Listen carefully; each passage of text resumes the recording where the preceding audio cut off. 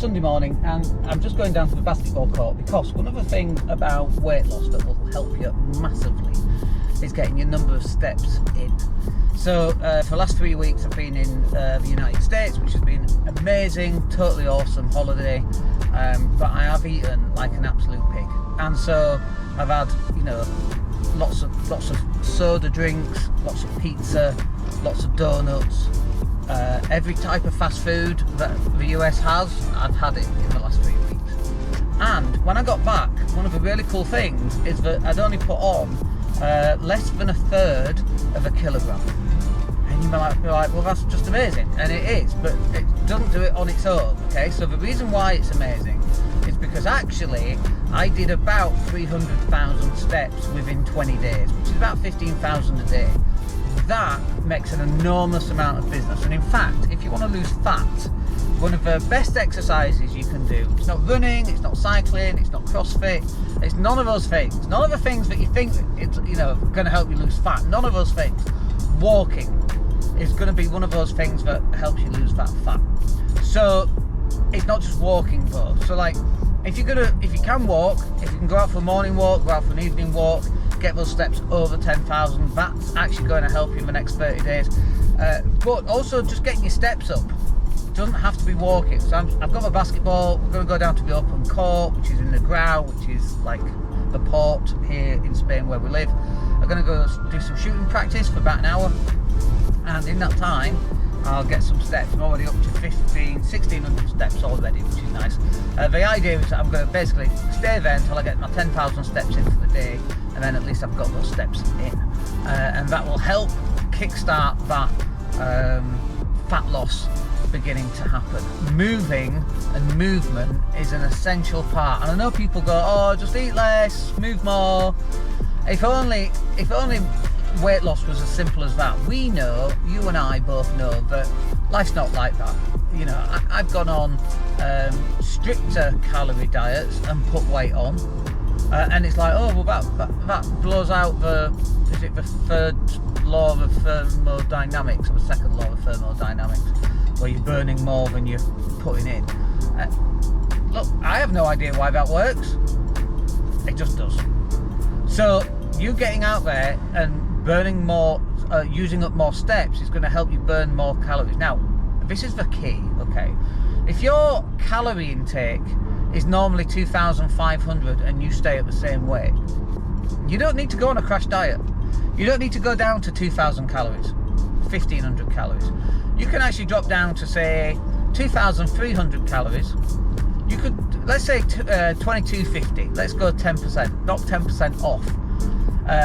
It takes 3,500 calories in 1 pound. There's about 2.2 pounds in a kilogram. So about half a kilogram is about 3,500 calories.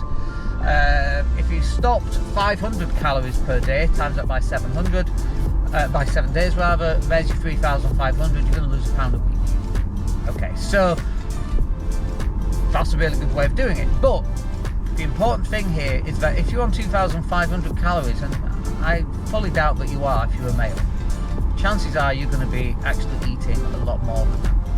But if you are on 2,500 and you just drop to 2,250, that's a really good thing to do. It's nice and easy. You don't have to hit the 3 kilogram weight loss. What we're really after is slow and steady weight loss, not a massive amount of weight loss. The reason why we want a massive amount of weight loss is simply because we want to be able to get go on, dude. It's a really old man, nowhere near the zebra crossing, and I thought I'd let him stop. He must be in his 80s and he's getting his morning steps in. Good man. I don't think you can see him there, but he's got to be in his 80s and he's getting his morning steps in. You know, people talk about the Mediterranean diet.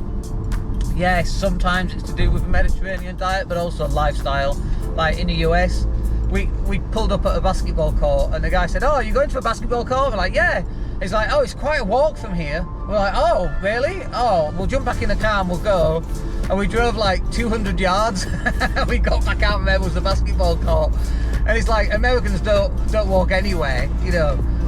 But the Mediterranean diet is part of it here. And also, people, their lifestyle, they get up, they go out and they go for a walk. That guy must have been in his 80s. And he's out and he's getting his steps in. Love it. I forgot where we were. So, yeah, you don't have to absolutely kill it on dropping calories. It's quite unsustainable. It's not great for your body. Just lose a little bit. Now, the other thing I wanted to talk about was when we said you're probably not on 2,500 calories if you're a male and 2,000 calories if you're a female. If you don't measure how many calories you're intaking every single day, I guarantee you are taking more calories in than you think. So, for example, a normal can of Coke, I don't know what the calories is, someone do a check, I'm driving, I can't do it, but I would say a normal can of Coke, let's just say it's got 200 calories. 5 cans a day is 1,000 calories. If you're on 2,500 a day, and obviously it's 20% off that for a female, so actually you're allowed 10 cans of Coke, or if you're a man you're allowed 15 cans of Coke. That doesn't add up. 12.5 cans of Coke. Like, that's a lot of calories, and it's empty calories. It doesn't help you in the slightest. So you got to watch what you're eating. Now you need to measure what you're eating, and I will go through this in a live stream. But you absolutely have to measure what you are eating, because you will be amazed at how much food you're eating. So like that cabbage cream egg, the Twix, a bag of crisps, a pork pie, one of those little pork pies, so much fat in a pork pie. And we're going to talk about macros and all of that kind of thing, but we don't want to kind of blow your mind just yet. Most people won't even get through this far into the video, but hopefully you can. But we are going to talk about macros and fat content and carbohydrate content and protein content. But let's just talk very briefly about those and get some quick, easy wins. I am going to go into a bit more detail, specifically with specific videos about this.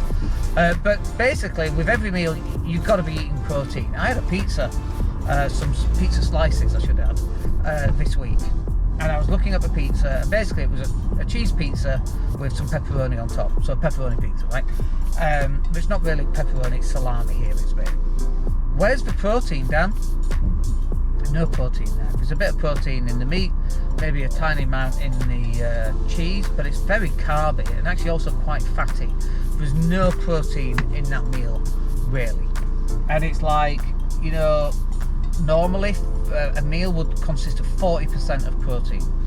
It would be maybe 25% fats and 25% carbs. It would be a protein-rich meal. Now, are there a billion different diet methods on the planet? Absolutely. Will the cabbage soup diet work? Absolutely.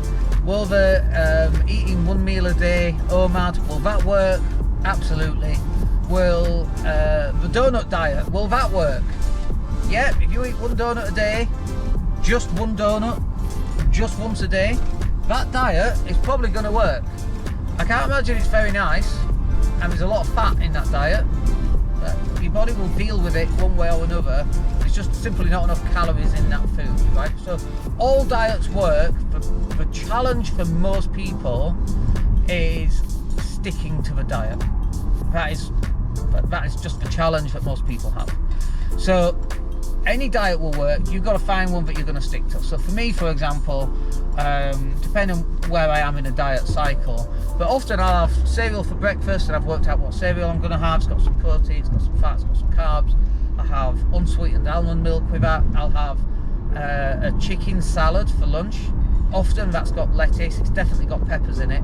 Sometimes there's rice in there and it's a chicken curry, or like a spicy Chinese chicken thing. All freshly cooked. I chop it all, I cook it all, I microwave the rice, a bit naughty, but anyway, it's fine. And then for dinner, I'll have like a jacket potato with some tuna, a little bit of sauce, a bit of coleslaw.